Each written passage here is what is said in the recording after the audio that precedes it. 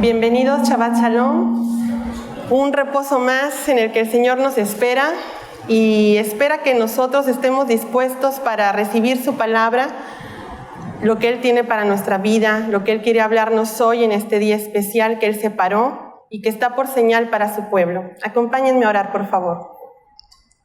Bendito seas, Señor, Dios de Abraham, de Isaac y de Jacob. Bendito seas, Señor, porque has dado tu reposo, tu Shabbat para tu pueblo, Señor, para guardarnos, para preservarnos, para estar contigo hasta la eternidad, Señor. Prepáranos, Padre, para recibir tu palabra, Señor, que está de fruto abundante, para hacer esa cosecha, Señor, que tú esperas recibir en estos tiempos finales que nos está tocando vivir. Toca, Señor, cada corazón con la palabra que hoy traes, Señor, que sale desde tu trono, hasta nuestra presencia, hasta nuestra mente, Señor, para que seamos preparados como esa novia ataviada que tú esperas, que esté lista, sin mancha y sin arruga, para recibir al Cordero y estar juntamente con Él en las bodas y en la eternidad. Te lo pido, Señor, en el nombre de tu Hijo amado Yeshua. Amén.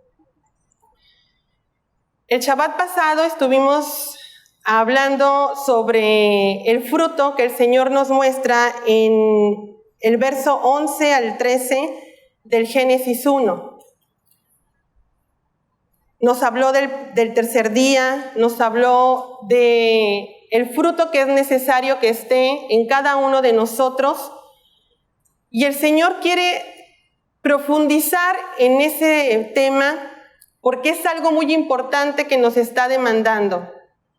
Nos está demandando dar ese fruto digno de arrepentimiento, ese fruto que está generando en cada uno de los discípulos, en cada uno de aquellos que están disponiendo su vida en entrega, en amor, en perseverancia, a buscarle diligentemente, desde el amanecer hasta el anochecer. Acompáñenme, por favor, al libro de Eclesiastés, en el capítulo 3, para analizar unos versos que el Señor quiere que veamos. Eclesiastés 3, verso 9 al 14. Dice así: ¿qué provecho tiene quien trabaja de todo aquello en que se afana? He visto el trabajo que Dios ha impuesto a los hijos del hombre para que lo cumplan. Todo lo hizo hermoso en su tiempo y puso eternidad en el corazón de ellos, sin que el hombre alcance a entender la obra que el Todopoderoso ha hecho desde el principio hasta el fin. Sé que no hay nada mejor para ellos que alegrarse y disfrutar su vida, y también que es don de Dios que todo hombre coma y beba y vea el fruto de toda su labor. He entendido que todo lo que hace el Todopoderoso es perpetuo, sobre aquello no se añadirá ni de ello se disminuirá. El Todopoderoso lo hizo así para que los hombres teman delante de Él. Bueno, aquí vamos a empezar con algo importante que el Señor nos llama. ¿Qué provecho tiene el trabajar en aquello en lo que nos afanamos? La palabra afán nos lleva a otra palabra que también encontramos dentro de este libro, y es pena. Es algo penoso, es algo tedioso, pero que nos lleva a aflicción y nos lleva a pecado. Cuando nosotros estamos haciendo una actividad en la que nos afanamos, estamos faltando delante del Señor a lo que Él nos está llamando, porque estamos actuando bajo nuestras fuerzas, creando un ambiente bajo nuestro punto de vista y nuestro criterio, pero no bajo la expectativa o la visión de Dios. Él quiere que analicemos nuestra vida, cómo es que la conducimos, cómo la llevamos en nuestro diario vivir, y si es que está el afán gobernándonos o realmente el temor del Señor nos mueve a caminar. El Señor nos habla en esta escritura porque es algo que también a través de las generaciones ha estado muy marcado. Tan es así que cuando estuvo el Mesías en la tierra, en el tiempo en que le tocó cumplir la palabra que de él se hablaba, entró a la casa de Lázaro y junto con sus 2 hermanas, una estaba afanosa y la otra estaba ansiosa esperando la llegada del Mesías. Son 2 posturas muy diferentes en las cuales cada uno de nosotros nos debemos ver reflejados. ¿En dónde es que yo me veo? Como Marta, afanosa, en una actividad que ella pensaba que estaba sirviendo de esa manera al Señor, en una manera muy rígida, muy estructurada, sí, con cierta disciplina, pero bajo su perspectiva. Pero por el otro lado vemos a Miriam, su hermana, que ella, en cuanto vio que llegaba el Mesías, inmediatamente corrió a sus pies y se postró delante de él. Y ahí estuvo para escucharlo hablar. Pareciera que ella, ante los ojos de su hermana, pues era floja, porque no le ayudaba en los quehaceres que necesitaba para tener todo adecuado y todo listo para cuando llegara el Mesías. Y tan es así que Marta le dijo: Señor, dile algo a mi hermana. ¿Y qué le dijo el Mesías? Ella escogió lo mejor. Venirse a postrar delante del Señor es lo que nosotros debemos de escoger. Si tenemos actividades que cumplir durante el día, si tenemos trabajo que realizar, si tenemos una vida, familia, hijos, somos hijos, somos padres, somos parte de un núcleo en la tierra. Pero ¿cuál es la visión que yo estoy adoptando? ¿Qué es lo que yo estoy realmente siguiendo? Que agrade o no al Señor. Eclesiastés 9 nos lleva el Señor a reflexionar en nuestro caminar. Nos lleva a reflexionar en cómo es que estamos conduciéndonos. No solamente cómo vivimos, sino también cómo pensamos. ¿Nuestra vida es afanosa o estamos realmente en shalom? Estamos en paz, que lo único que añoramos es que llegue el Shabbat y descansemos para postrarnos a los pies de nuestro Señor y escucharle hablar. Es algo que a mí me impacta mucho, que me mueve. Que aunque tengan situaciones en la vida fuertes que los estremezcan, es necesario reposar en la paz que viene de arriba, en esa paz que el mundo no conoce, en esa paz que proviene de los cielos. Debo de dejar que la rutina no me absorba, que el diario vivir no me aprisione, porque cada día, dice el Señor, trae su propio afán. ¿Por qué me he de preocupar por el mañana si ni siquiera lo tengo seguro?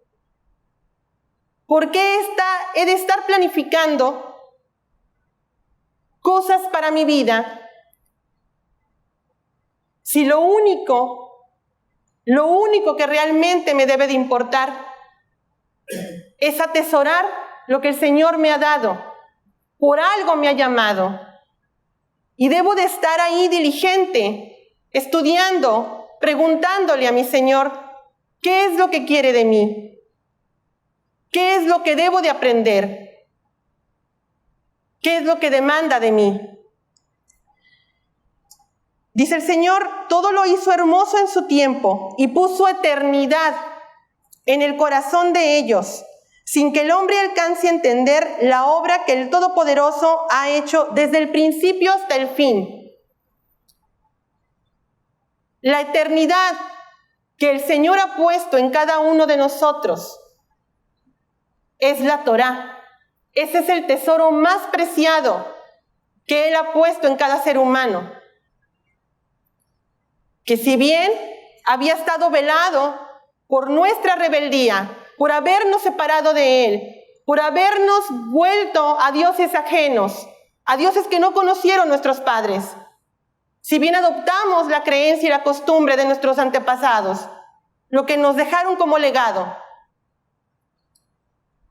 pero ahora el Señor nos ha llamado a retornar, a volver a su palabra.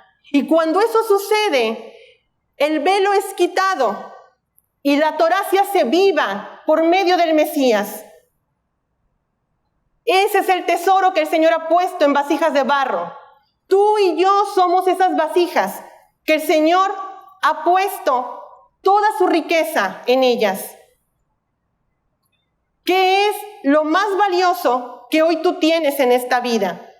Quizás me puedas decir, mi familia, mis padres, mis hijos, mi trabajo. Pero no es así.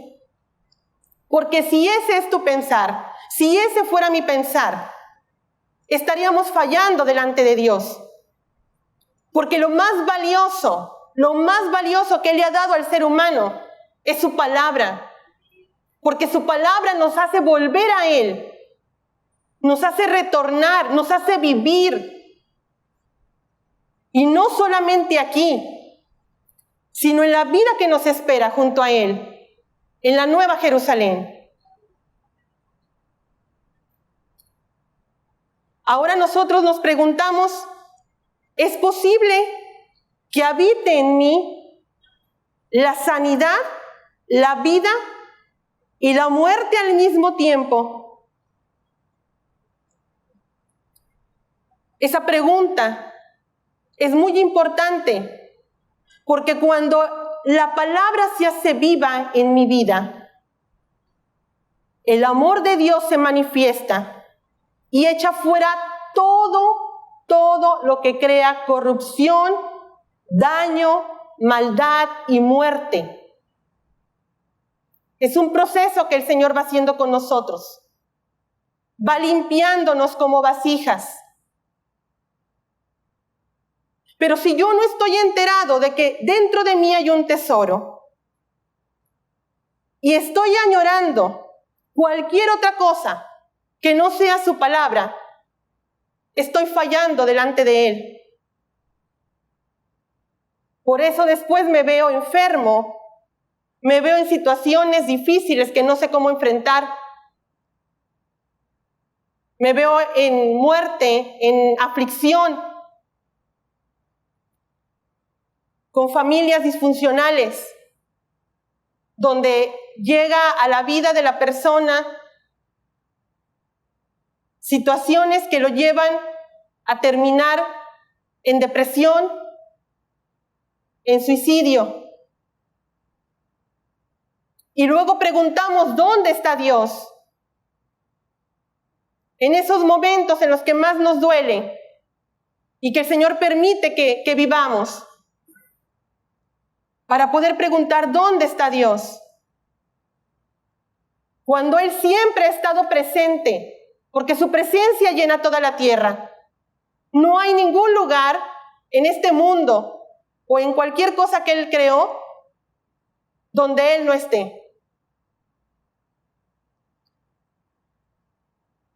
El Señor quiere, en este tiempo en el cual nos ha llamado a retornar, a que tomemos con seriedad su palabra, a que sea lo más importante en nuestra vida, para cualquier situación, para cualquier necesidad, para cualquier aflicción que llegue a nosotros. Aquí está la solución. Solo es necesario que yo vaya a la palabra y acuda a Él. Estamos rodeados de muchos enfermos. La enfermedad se manifiesta en la iglesia, dentro y fuera, porque faltan todavía por entrar. Gente que todavía no sabe que es parte del pueblo de Dios, de la iglesia. Gente que todavía está sumida en tinieblas, pasando hambre, necesidad, aflicción, dolor, angustia, enfermedad. Que se siente desprotegida, que no sabe si tiene alguien en quien confiar, si hay Dios. Pero el Señor nos está llamando a nosotros ahora, porque a nosotros nos está hablando por medio de su palabra. Nos está haciendo un exhorto. Quizás para unos sientan que es demasiado fuerte, pero está zarandeando a la iglesia, la está sacudiendo, porque está en un letargo del cual necesita salir. Pero solamente ese tesoro que el Señor ha puesto en cada uno es lo que le va a dar vida, vida donde no la hay. Esa vida que cada uno reclama, cada uno añora, cada uno espera. Pero el Señor ya se la ha dado y está ahí para que la tomes. Pero necesitas hacer lo que Él pide, no lo que tú quieras. Dice el Señor que si estás atento a su voz y la oyes y guardas sus mandamientos, entonces Él te hará prosperar en el camino. Todo te saldrá bien. Y eso no quiere decir que no tendremos aflicción, que no tendremos prueba. Al contrario, el Mesías lo dijo, que en el mundo tendríamos aflicción. Pero Él ya venció. Yo solamente necesito cubrirme con su manto, su talit. Esto es su talit. Este es el manto que cubre a la iglesia. ¿Cuándo lo voy a tomar? Cuando esté como la mujer del flujo de sangre, en las últimas, cuando ya me esté desgarrando, me esté arrastrando, porque mi vida es muy miserable. Y en ese momento voy a esperar que pase el Mesías. Y al menos si pudiera tocar su manto, el borde. ¿Cuándo voy a dar ese paso que Él está pidiendo? Ese paso de obediencia. Para realmente vivir la palabra. Para caminar sobre ella.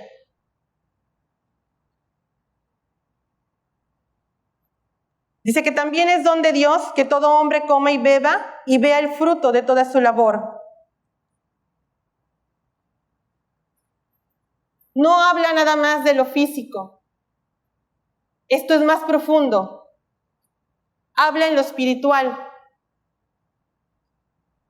Hemos sido dotados de dones y talentos que deben estar funcionando dentro del cuerpo de la iglesia.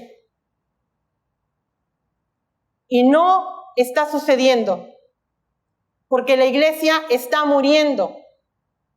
Solamente hay un pequeño remanente. Como está escrito, en generación y generación siempre prevalece un remanente. El Señor está por cerrar las puertas del arca, pero hay mucha frialdad, hay mucha dureza, hay necedad, hay incredulidad. No es posible que no le podamos creer. No es posible que sigamos apáticos.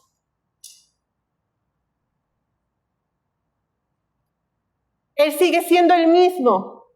Las mismas obras que ha hecho desde el principio, las sigue haciendo ahora. ¿Qué es lo que pasa?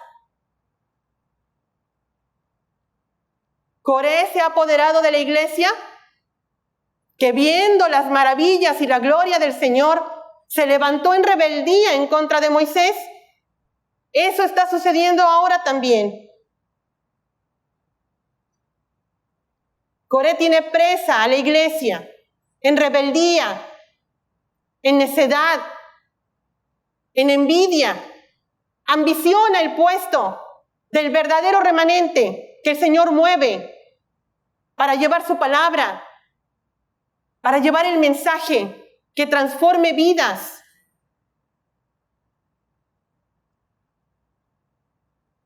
En la rebelión de Coré no solamente pereció él y Datán y Abiram, sino que se fue también un puñado de gente con ellos. ¿Eso es lo que quieren? ¿Seguir el espíritu de Coré? ¿O realmente van a seguir al Mesías? Eclesiastés 1, versos 12 y 13. Cuando yo, el predicador, vine a ser rey sobre Israel en Jerusalén, entonces apliqué mi corazón a inquirir e investigar con sabiduría todo lo que se hace debajo de los cielos. Tarea penosa que el Todopoderoso ha impuesto a los hijos del hombre para que sean afligidos con ella. Una tarea penosa ha dado el Señor a la humanidad. Pero ¿qué nos quiere decir en este verso el Señor? Porque empieza en el verso 13, entonces el Señor hizo entender a Salomón el propósito por el cual creó a cada ser humano. Y yo debo de entenderlo, porque me lo demanda. Dice que aplicó su corazón a inquirir e investigar. Mi corazón. ¿A qué se refiere el Señor con corazón? ¿Al órgano que bombea sangre en mi cuerpo? No. Él no se refiere a eso. Él se refiere a mi cerebro. Mi cerebro es el centro, es el corazón. Es lo que regula cada órgano de mi cuerpo. Manda señales para que cada órgano trabaje, funcione. Dentro de mi cerebro hay 2 hemisferios. Cada uno de ellos gobierna una parte de mi cuerpo. El derecho gobierna la parte derecha y el izquierdo la parte izquierda. El derecho rige las emociones, la parte creativa del ser humano. Por eso el Señor inicia con creó el Señor los cielos y la tierra. Porque Él es un creador, Él es el creador. Y al ser humano lo hizo igual a Él. Tenemos esa parte creativa del Señor. Pero también tenemos la parte analítica, la parte que estructura ideas, la parte que ve las cosas fríamente para analizarlas, para tomar decisiones. Estas 2 partes tienen que estar conectadas para vivir en balance. Pero no lo están. Hay gente que es muy emotiva y no pone a trabajar su parte izquierda. Y hay gente que es demasiado rígida y no funciona la parte emotiva. Yo creo que cada uno de nosotros ubicamos personas así en nuestro entorno. El Señor, cuando nos llama a retornar a su palabra, hace una conexión en esos 2 hemisferios por medio del Mesías. Porque tienen que estar conectados para funcionar en balance, para que una persona sea plena, completa.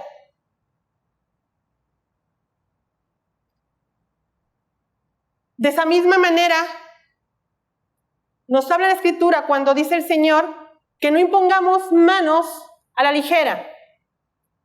Cada hemisferio también tiene el control de nuestras manos. Cuando yo pongo una mano sobre alguien para orar, yo transmito a esa persona la parte que estoy usando más. Pero si yo pongo las dos manos en obediencia al Señor, cuando Él me indique orar por alguien, lo que el Señor está trabajando en mí, ese balance que está trayendo a mi vida a través de su palabra, al momento de orar por una persona, también se le transmite. Por eso Él nos dice que no a la ligera impongamos manos.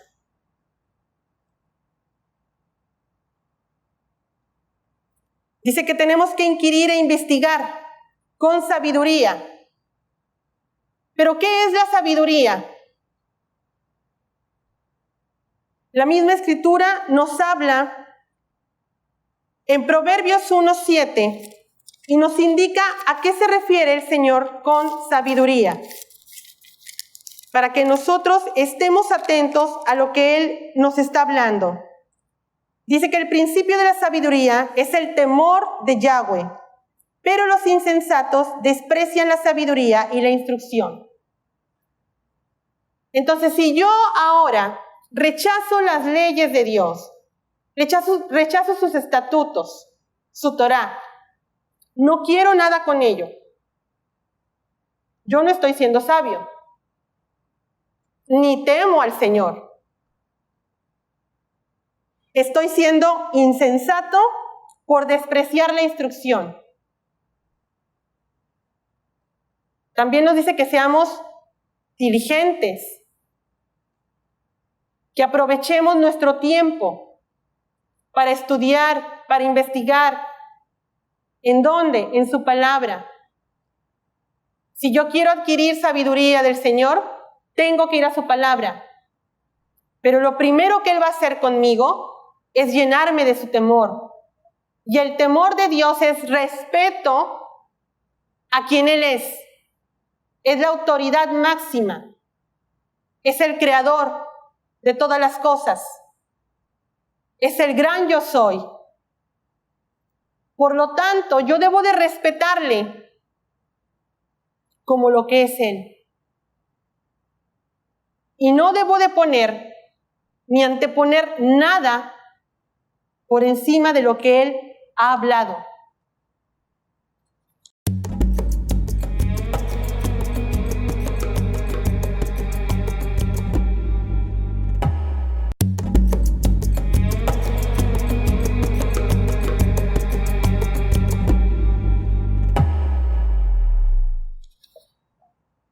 Proverbios 9, verso 10, dice lo siguiente.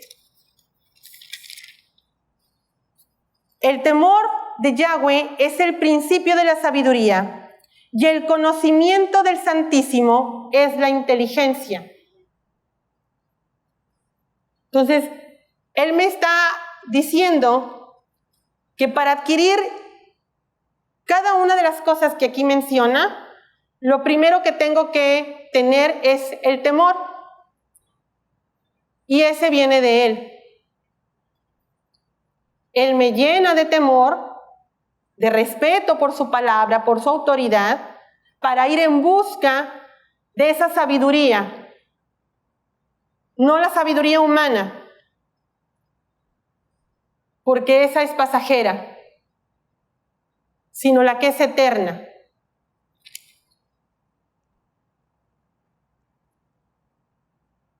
Proverbios 14, 16. El sabio teme y se aparta del mal, mas el necio se lanza confiado.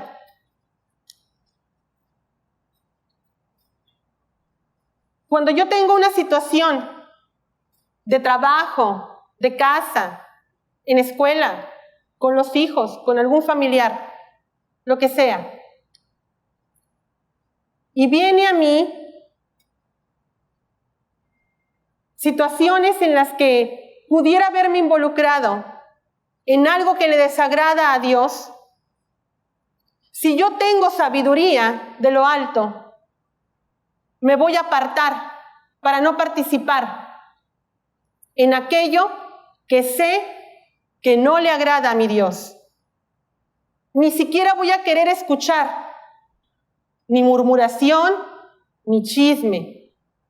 ¿Por qué? Porque eso me va a contaminar. Eso mismo lo vimos en José, cuando la esposa de Potifar lo asediaba. Él sabía perfectamente lo que le agrada y lo que le desagradaba al Señor. Y cuando se vio en esa situación, lo que hizo fue aplicar la palabra, apartarse del mal. Salió corriendo. Eso para el mundo puede ser cobardía, pero para Dios es sabiduría, es inteligencia. Porque la inteligencia, dice Dios, es apartarse del mal, ser prudentes.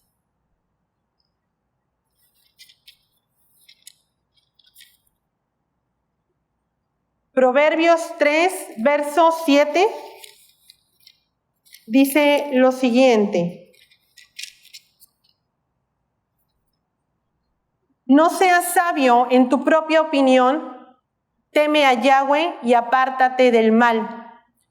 Leo el verso 8 también: porque será medicina a tu ombligo y tuétano a tus huesos. Medicina a tu ombligo. En otras traducciones menciona ombligo como cuerpo. ¿Cuántos hoy tienen algún padecimiento de ligero a crónico, degenerativo o grave? La sanidad viene del Señor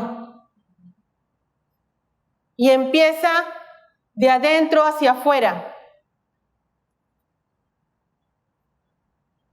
Si nosotros queremos ser sanos de lo que ahora padecemos, es necesario ir a la palabra, pedir el consejo del sabio, del santo, y esperar por esa palabra que Él nos va a dar.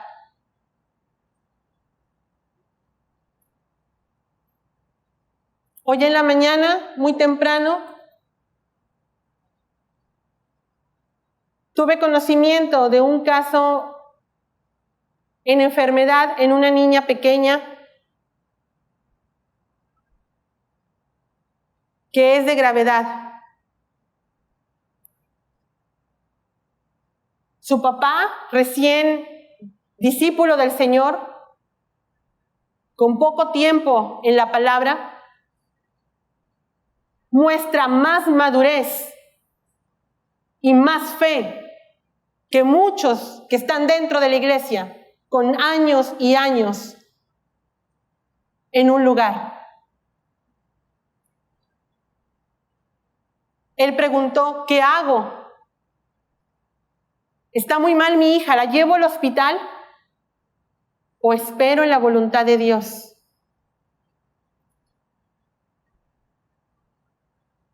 Yo le dije: ¿en quién has creído? Porque esa será tu respuesta.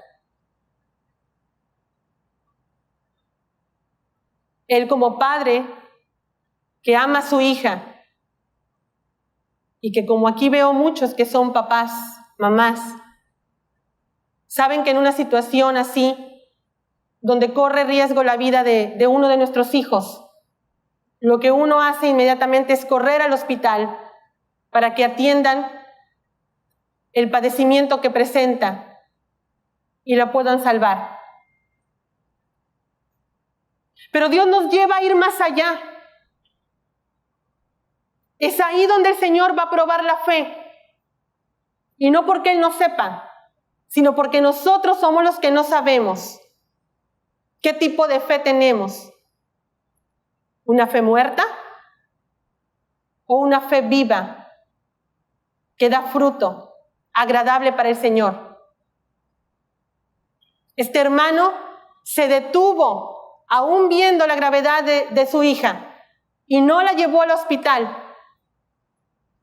Se puso a clamar.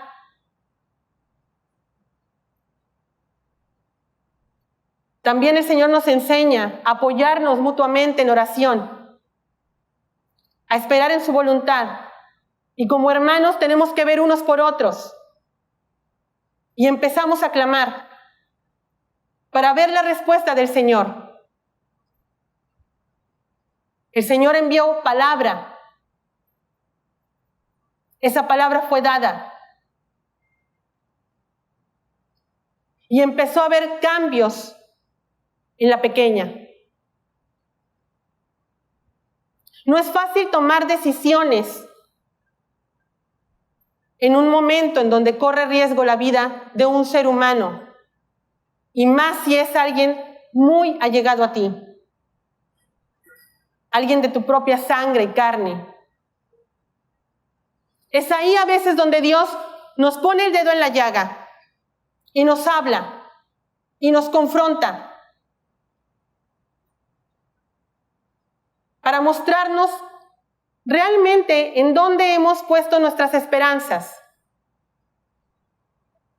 Si decimos que realmente estamos creyendo en Él, pues vamos a hacer lo que Él nos pide. Él quería llevar a su hija al hospital por lo grave que la veía. Pero cuando el Señor le habló y le dijo que esperara, él fue obediente, aunque vio a su hija muy mal. Él comprendió que ahí puede morir la niña. Pero él también vio y recordó que en días pasados, poco más de un mes, vio la gloria de Dios manifestarse en su vida. Y el Señor le recordó ese momento donde milagrosamente, de la nada, sanó a una persona anciana que estaba muriendo. Y sin médico, sin medicinas, solamente con la palabra que el Señor dio para esa persona en el momento. Esa persona empezó a reaccionar. Milagrosamente empezó a reaccionar. Y el Señor le recuerda ese momento. ¿Cuántos de nosotros somos capaces de obedecer a Dios a ese nivel, a ese punto? Es muy fácil hablar de Él, tener el conocimiento de la palabra, pero es diferente y completamente opuesto el quedarte con eso y no vivirlo. El Señor te lleva a vivirlo. Así está escrito. Así movía a cada uno de sus siervos. Los capacitaba, les hablaba, se manifestaba a ellos y los llevaba a caminar sobre esa palabra, a llevar ese mensaje de vida. Y por eso había tantas manifestaciones de su poder. ¿Dónde están esos siervos como Elías? Escuchamos en un canto. Varones como él, entregados a la voluntad de su Señor, ya no solamente como siervos, sino como esclavos. Porque el esclavo da la vida por su Señor, por su amo. ¿Cuántos de nosotros somos capaces de hacer eso? De dar ese paso, de renunciar a cosas que nos importan. ¿Cuántos de nosotros vamos a despojarnos, a renunciar a nuestros deseos, a nuestros anhelos, a nuestros sueños, por dar paso a lo que quiere mi Señor? ¿He perdido familia, esposos, esposas, hijos? ¿Qué importa? Si no hemos perdido lo más importante, la oportunidad de conocer a Dios. Eso es lo más importante. Si ahorita no tienes a tu hijo, a tu hija, a tu esposo, a tu esposa, que eso no te detenga para conocer a tu Dios. Tienes que seguir caminando, porque Él te preparó para eso. Esas situaciones que estás enfrentando o que ya pasaste, estaban contempladas en tu vida, porque es la manera en que tú retornarías al Santo de Israel. Entonces, ¿por qué me voy a quejar?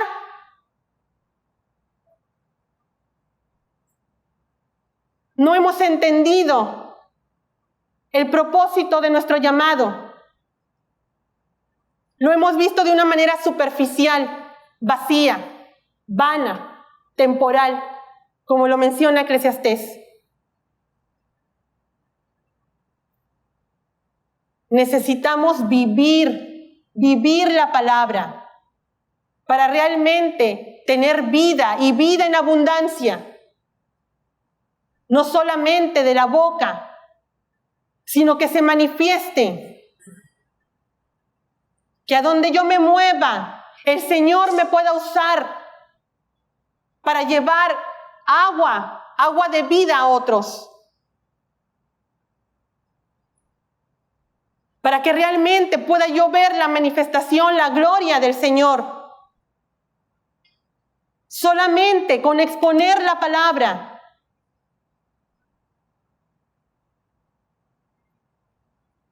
Dejémonos ya de perder el tiempo,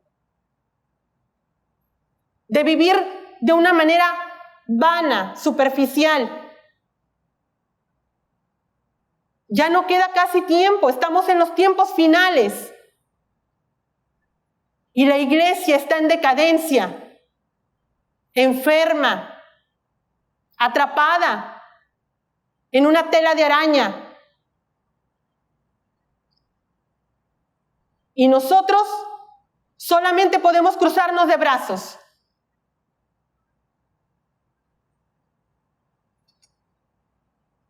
El Señor quiere que nos movamos a caminar en santidad.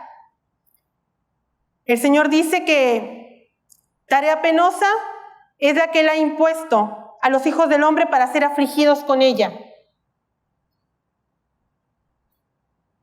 La situación que vives, la adversidad que hoy tienes, es lo que va a hacer que tú retornes a Él. La enfermedad que hoy te abraza tiene un propósito: acercarte a tu Rey.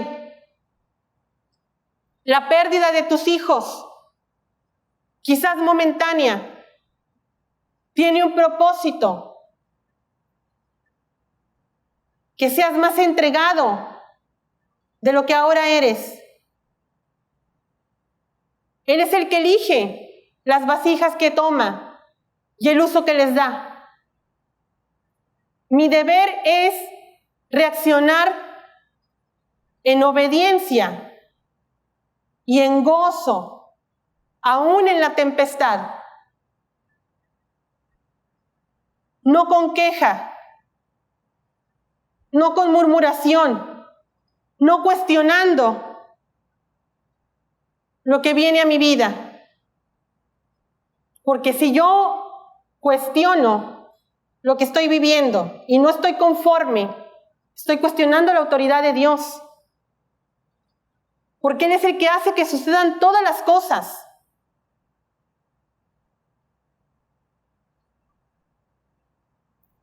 Las enfermedades. Jesús estaba rodeado de enfermos. Isaías 53 habla de que sobre Él fueron puestas nuestras enfermedades. Pregúntale a Dios, ¿por qué hoy estás enfermo? Pregúntale, ¿por qué hoy te aqueja ese mal? Porque te va a dar la respuesta.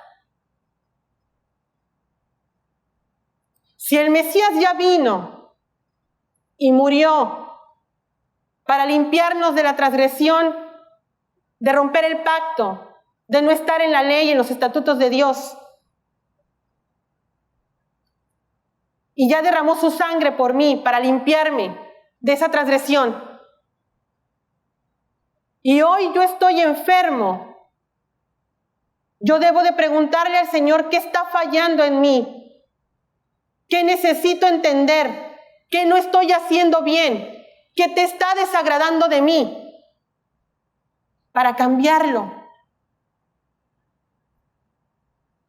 Yo quiero que me cambie, no quiero ser el mismo, quiero ser diferente, quiero hacer a su imagen y semejanza. Quiero aprender a ser el ejemplo de mi Padre, a seguir las pisadas de Yeshua.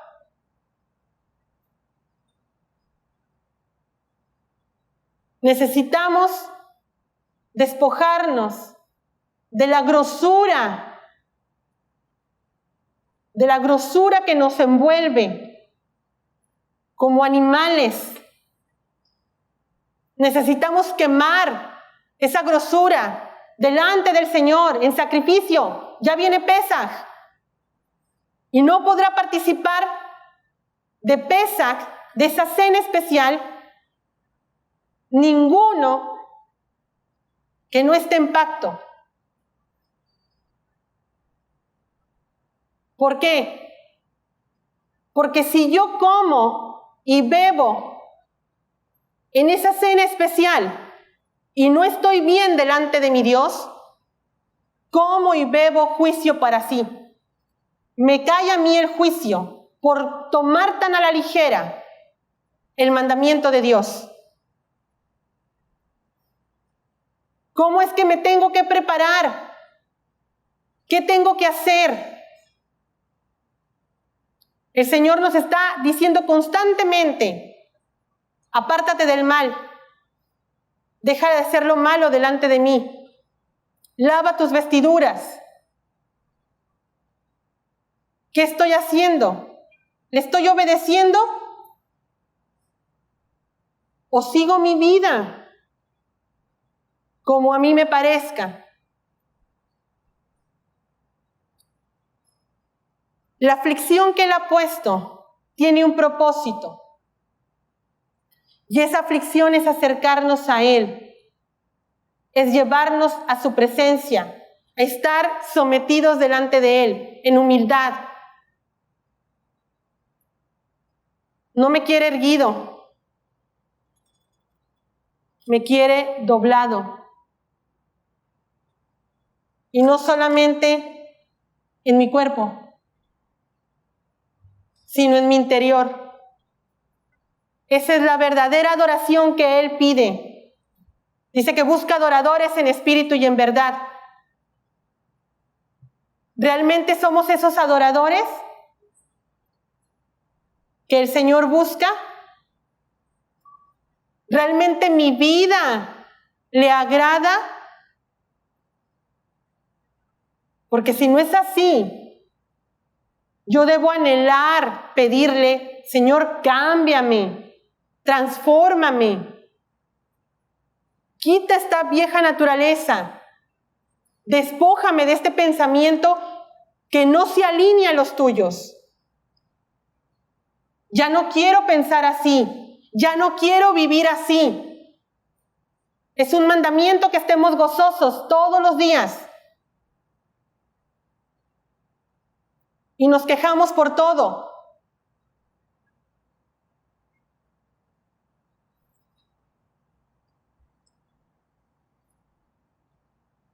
Isaías 1, verso 16.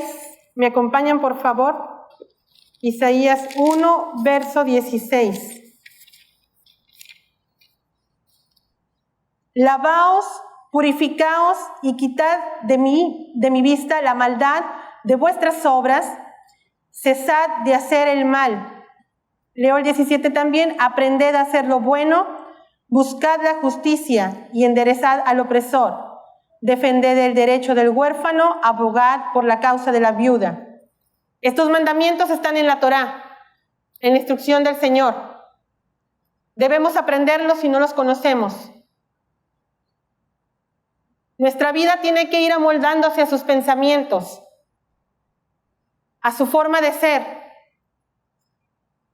a lo que Él quiere que nosotros seamos en este trayecto, en este peregrinar que tenemos rumbo a la tierra prometida. En ese camino encontraríamos espinos y abrojos, y los hemos pasado y los hemos vivido. Esas son tus enfermedades, tus aflicciones, tus problemas, tus angustias, pérdida, escasez, muerte, dolor. Esos son los espinos y los abrojos.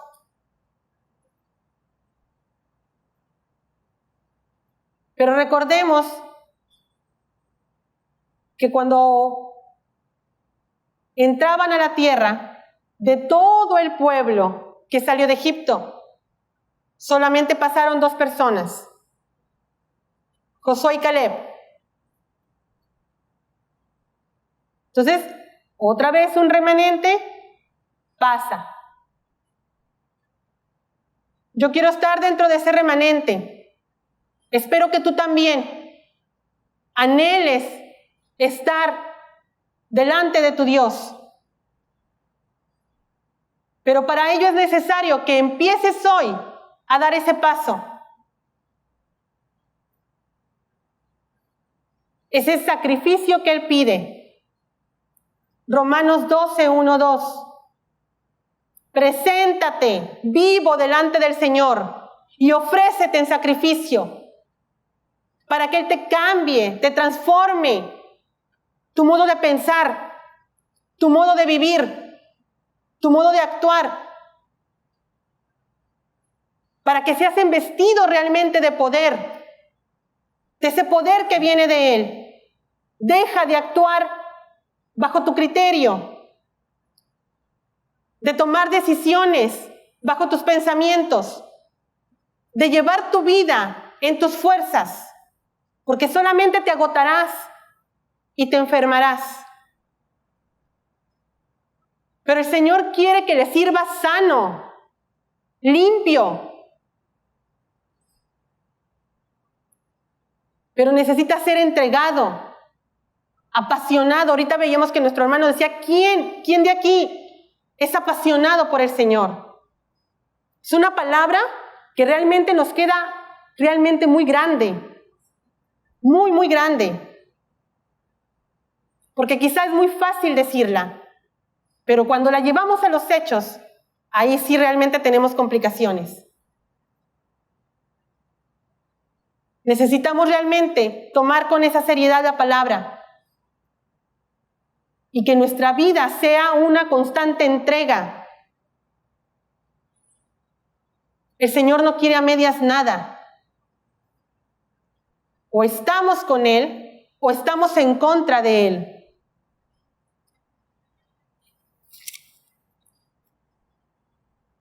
Segunda de Timoteo 2:19. Ahí también el Señor nos enseña que esto que estamos viendo aquí en Eclesiastés, también en Timoteo lo refuerza. Segunda de Timoteo 2:19. Sin embargo, el fundamento de Dios se mantiene firme, teniendo este sello: conoció el Señor a los que son suyos, y apártese de iniquidad todo el que pronuncia el nombre del Señor.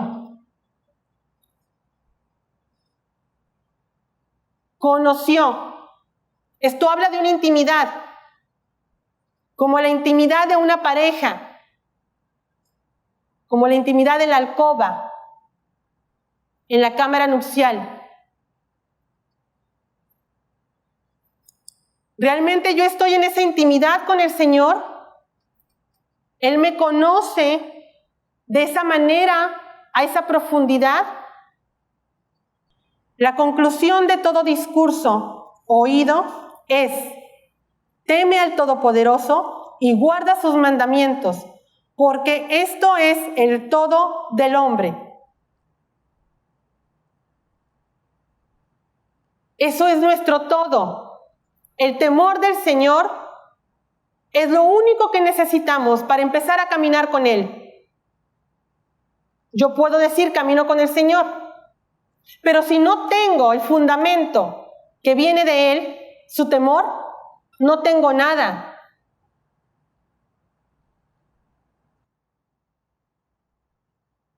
Reflexionemos en todo esto que el Señor nos ha hablado hoy, en este Shabbat, y que dé fruto esta palabra en cada uno de los corazones. Shabbat Shalom.